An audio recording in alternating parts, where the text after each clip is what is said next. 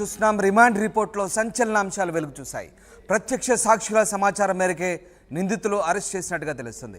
Call data, CC footage ద్వారా నిందితుడి కదలికలకు గుర్తించినట్టుగా తెలుస్తుంది. ఈ నెల రాజరాజేశ్వరిపేటలో 17న A1 సతీష్ను అరెస్ట్ చేశారు. A2 దుర్గారావు ప్రోద్బలంతోనే దాడికి పాల్పడినట్టుగా గుర్తించారు. సీఎం జగన్ను హత్య చేసేందుకే పదునైన రాయితో దాడి చేసినట్టుగా తెలుస్తోంది. దాడి వెనుక సీఎంను చంపాలనే ఉద్దేశం ఉన్నట్టుగా రిమాండ్ రిపోర్ట్లో పేర్కొన్నారు. అదును చూసి సున్నితమైన తలభాగంలో దాడి చేశారని పేర్కొన్నారు. దాడి చేయడానికి సిమెంట్, కాంక్రీట్, రాయి తీసుకొచ్చాడని, జగన్ను హత్య చేయాలన్నదే నిందితుడి టార్గెట్ అంటూ రిమాండ్ రిపోర్ట్లో సంచలన విషయాలు వెల్లడించారు పోలీసులు. ఎస్ సార్, రాజేష్ జాయిన్ అవుతున్నారు. రాజేష్, రిమాండ్ రిపోర్ట్ సంబంధించి సంచలన అంశాలు వెలుగు చూసినట్టుగా తెలుస్తుంది. దీనికి సంబంధించిన లేటెస్ట్ అప్డేట్స్ ఏంటి?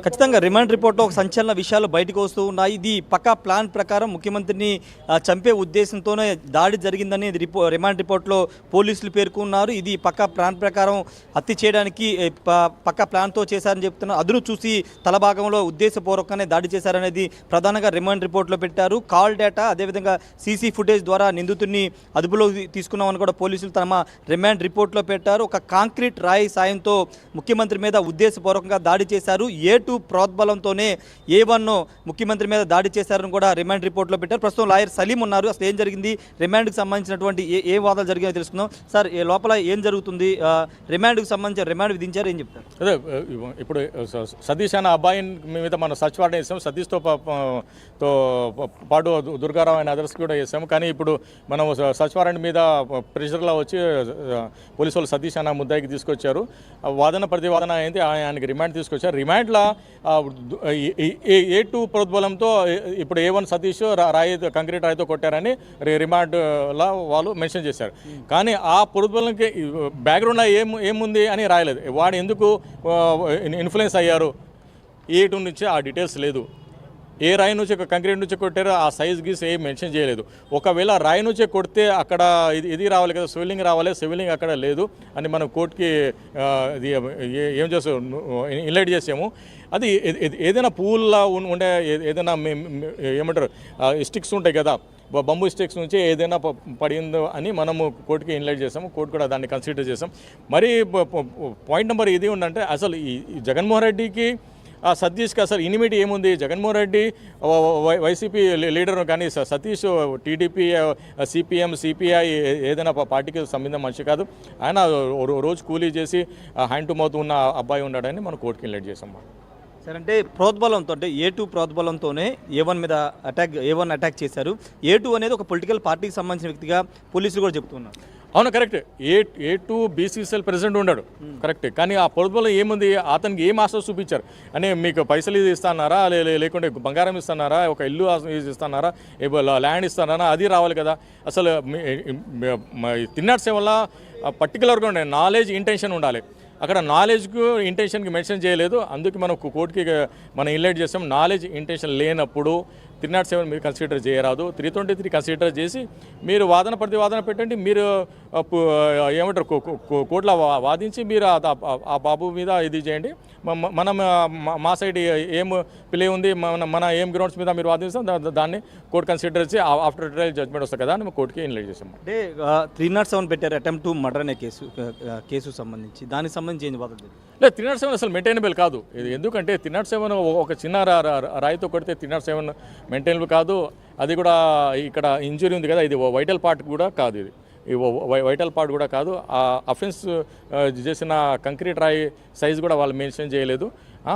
1 kg రాయి ఉంది, 2 kg రాయి ఉంది, లేదు. వాడు ఏమంటారు హిట్ మ్యాన్ ఉన్నాడు, నేషనల్ స్పోర్ట్ ఉన్నాడు, అతను కొడితే ఒక మనిషి చచ్చిపోతాడని అలా బ్యాక్గ్రౌండ్ అయినా ఉందా, అతని మీద క్రిమినల్ కేసులు ఏమున్నాయి కూడా మనం అడిగాం. కానీ మన రిమాండ్ రిపోర్ట్లో క్రిమినల్కి అతని మీద కేసులు డీటెయిల్స్ కూడా ఏం లేవు. అంటే సార్, వాళ్ళు అటాక్ చేయాలనుకున్నది వేరే ప్రాంతంలో, కానీ ఆ ప్లేస్ మారి ఇక్కడ మాత్రం గాయమైందని చెప్తున్నారు. అది ప్లాన్ ప్రకారం ముఖ్యమంత్రిని హత్య చేయాలనే కోణంలోనే ఈ దాడి జరిగిందని రిమాండ్ రిపోర్ట్లో పేర్కొన్నారు.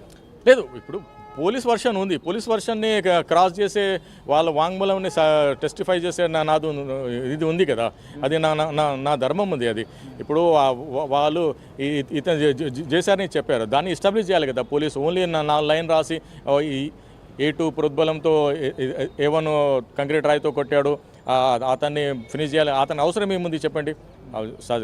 ఇప్పుడు సతీష్కి అవసరం ఏముంది, ఆ దుర్గారావు ఆటో డ్రైవర్ ఉన్నారు, అతనికి ఏమి ఇది ఉంది చెప్పండి. సో లాస్ట్ టైం కూడా జగన్మోహన్ రెడ్డి కోడికత్తి టాక్టిక్స్ ఏం చేశాడు, ఈ టైం రాయి టాక్టిక్స్ చేసి ఏమంటారు ఎలక్షన్ సింపతి గెయిన్ చేయాలే విధానాలు జగన్మోహన్ రెడ్డి ఉన్నారమ్మా. అంటే రిమాండ్కి సంబంధించిన అంశం మీద ఎప్పుడు క్లారిటీ వచ్చే అవకాశం ఉంది, ఏం జరుగుతుంది లోపల? లేదు, ఇప్పుడు ఒక హాఫ్ అన్ అవర్లో లేకుండా మ్యాక్సిమం 1 అవర్లో క్లారిటీ వస్తుంది. క్లారిటీ వచ్చిన తర్వాత ఫర్దర్గా మనం లీగల్ ప్రొసీడింగ్ ఏమిటి, దీనికి కేసుకి న్యాయం చేసి ఆ బాబుకి న్యాయం చేయాలే విధానంలో నేను ఉన్నాము. అంటే పేరెంట్స్ చాలా స్పష్టంగా చెప్తున్నారు, మా పిల్లాడు అలాంటి వాడు కాదు, బలవంతంగా ఇంట్లోంచి తీసుకెళ్లారు. వాళ్ళ వాదన ఎంతవరకు వాడిని వినిపించే అవకాశం లేదు. వాళ్ళ వాదన కరెక్ట్ ఉంది కదా, వాళ్ళు అసలు పాపం మాట్లాడక లేకపోతున్నారు. వాళ్ళు ఎంత ఇన్నోసెంట్ ఉన్నట్టు, ఆ అబ్బాయి 3rd క్లాస్ ఎడ్యుకేటెడ్ ఉన్నాడు. చెప్పండి, ఇప్పుడు సర్వశిక్ష అభియాన్ ఎప్పటి నుంచి నడుస్తుంది? సర్వశిక్షణ అభియాన్ అడల్ట్ ఎడ్యుకేషన్ నడిచేటప్పుడు కూడా ఒక 18 years అబ్బాయి అన్ఎడ్యుకేటెడ్గా ఉన్నానంటే వెల్ఫేర్ ఆఫ్ స్టేట్ ఎక్కడ ఉంది? ఆ అబ్బాయికి తీసుకెళ్ళి అది కూడా బీసీ అబ్బాయి, ఆయనకు హాస్టల్లో తీసుకుపోయి పెట్టేది అక్కడ ఎవరు కార్పొరేట్ జిమ్మెదారీ ఉంది, అక్కడ ఎంఆర్ఓ జిమ్మెదారీ ఉంది. ఒక అబ్బాయి బిలో 18 years వాడు పని చేస్తున్నాడు అంటే అది కూడా ఒక అఫెన్స్ కింద వస్తుంది కదా. లేబర్ ఆఫీసర్ ఎక్కడ ఉన్నారు, ప్రతి కాలనీలో వెరిఫై చేయాలి మీ అబ్బాయి ఏం చేస్తుండేది. కానీ దానికి కన్సిడర్ చేయకుండా అది ఒక అబ్బాయి మీద ఇటువంటి ఏమంటారు ఐపీసీ కేసులు పెట్టి జైలు పాలు చేస్తున్నట్టు చాలా బాధాకరంగా ఉంది. అడ్గేటోళ్ళు ఎవరు లేరని పోలీసు వాళ్ళు ఆలోచన చేస్తున్నారు. అడ్గేటోళ్ళు ఉన్నారు, అడుగుతాము. దీంట్లో ఎవరెవరు దోషులుగా ఉన్నారు వాళ్ళ మీద కూడా లీగల్ యాక్షన్ తీసుకుంటాం. మీరు కోడికత్తి ఆ కేసుతో ఈ కేసును పోలుస్తున్నారు. అక్కడ అతను దాడి చేసిన వ్యక్తి అక్కడ స్వయంగా కనబడ్డాడు, అక్కడ కూడా చూసిన తర్వాత అరెస్ట్ చేశారు. ఇక్కడ ఎలా పోలుస్తారు ఈ కేసును? అంతే సార్, ఆయన దాడి చేసినలాగా ఇప్పుడు జగన్మోహన్ రెడ్డి స్టేట్మెంట్ నా దగ్గర ఉంది. జగన్మోహన్ రెడ్డి ఇచ్చిన స్టేట్మెంట్లో ఏముంది, నాకు కోడికత్తి కుచ్చుకుపోతే నేను బలం పెట్టి గుంజితే రాలేదు, నేను నా పిఏ కేఎన్ఆర్ రెడ్డి ఉన్నాడు కదా, అతను హెల్ప్ తీసుకుని గుంజన్నారు. మీరు నమ్ముతారా? ఒకవేళ కోడికత్తి అతను ఏమంటారు దిగితే రక్తం ఎంత రావాలి చెప్పండి. కానీ ఆయన సింపుల్గా నాకు ఏం అవసరం లేదండి, ఏరోప్లేన్ ఎక్కి హైదరాబాద్లో వెళ్ళి ఆయన అప్పుడు డ్రామా చేశారు. ఇప్పుడు కూడా చిన్న ఇంజరీ వచ్చిన తర్వాత ఆయన ప్రొసెషన్ అలా కంటిన్యూ చేశారు. మేమంతా సిద్ధం యాత్ర చేసిన తర్వాత దాంట్లో ఆయన శ్రీనివాస్ గారు ఉన్న Vellampalli Srinivas de facto complaint ఉన్నారు. కోడికత్తి కేసులో Dinesh Kumar de facto complaint ఉన్నారు. దీంట్లో వెల్లంపల్లి శ్రీనివాస్ ఐ విట్నెస్ కాదు, దాంట్లో కూడా దినేష్ కుమార్ ఐ విట్నెస్ కాదు. కోడికత్తి కేసులో కంప్లైంట్లో కూడా కోడికత్తితో అఫెన్స్ అయింది అని రాయలేదు, ఎఫ్ఐఆర్లో కూడా కోడికత్తితో అఫెన్స్ అనేది రాయలేదు. కానీ మీడియాకి మాత్రం కోడికత్తి అని 5 years ఎపిసోడ్ నడిపారు. దీంట్లో కూడా ఇప్పుడు ఏదో రాయి ఆ రాయి ఈ రాయి అని ఇప్పుడు కూడా దీంట్లో కూడా అలానే చేస్తారు. మీరు ఒక 2-3 దినాలు చూడండి, అన్ని బండారం మీరే బయట వస్తుంది.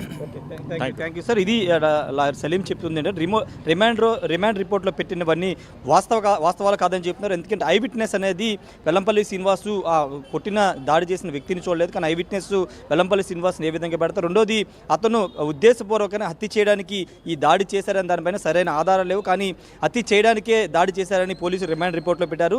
రిమాండ్కి సంబంధించినటువంటి వాదనలు పూర్తయ్యాయి. మరి కాసేపట్లో రిమాండ్కి సంబంధించినటువంటి తీర్పు వచ్చే అవకాశం కనబడుతుంది. ఏదేమైనప్పటికీ లాయర్ సలీం మాత్రం చాలా స్పష్టంగా చెప్తున్నారు, కోడికత్తి సీన్కు సంబంధించిన ఆ దాడి ఏ విధంగా జరిగిందో ఆ దాడిని ఈ దాడితో ఖచ్చితంగా పోలుస్తున్నారు. అక్కడ కోడికత్తి సీన్ ఏ విధంగా బలయ్యాడు, ఇక్కడ సతీష్ను కూడా ఆ విధంగా బలిపశువును చేయడానికి ఈ విధంగా పోలీసులు చేస్తున్నారని లాయర్ సలీం చెప్తున్నారు. చూడాలి మరి కాసేపట్లో రిమాండ్కి సంబంధించినటువంటి తీర్పు అయితే రాబోతుంది. మరి రిమాండ్కు పంపిస్తారా లేకపోతే రిమాండ్ రిజెక్ట్ చేస్తారా అనేది మరి కాసేపట్లో తెలియనుంది.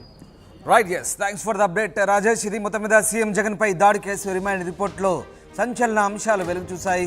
ప్రత్యక్ష సాక్షుల సమాచారం మేరకే నిందితులను అరెస్ట్ చేశామని, కాల్ డేటా సీసీ ఫుటేజ్ ద్వారా నిందితుల కదలికలను గుర్తించామని, ఈ నెల 17న A1 Satish arrest, A2 Durgarao ప్రోద్బలంతోనే ఈ దాడికి పాల్పడినట్టుగా గుర్తించినట్టు తెలుస్తుంది. సీఎం జగన్ను హత్య చేసేందుకే పదునైన రాయితో ఈ కుట్ర జరిగినట్టుగా ఆ రిమాండ్ రిపోర్ట్లో వెల్లడించారు. మొత్తం మీద జగన్ను హత్య చేయాలని నిందితుని టార్గెట్గా పెట్టుకొని ఈ కుట్రకు పాల్పడినట్టుగా రిమాండ్ రిపోర్ట్లో సంచలన అంశాలైతే వెల్లడించారు. మరికొద్దిసేపట్లో దీనికి సంబంధించిన తీర్పు వచ్చే అవకాశం.